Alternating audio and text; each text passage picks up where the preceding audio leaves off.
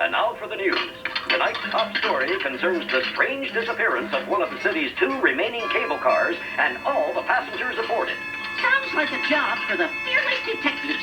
Like Scoop and I have our hands full, Scrappy? The mayor has just announced plans to hire the Fearless Detective Agency to solve this bizarre crime.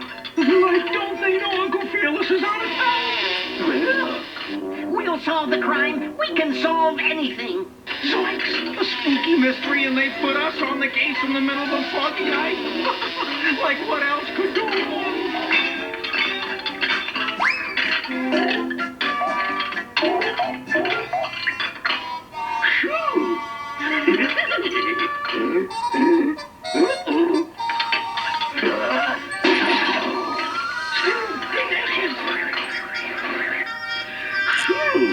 Don't let the cup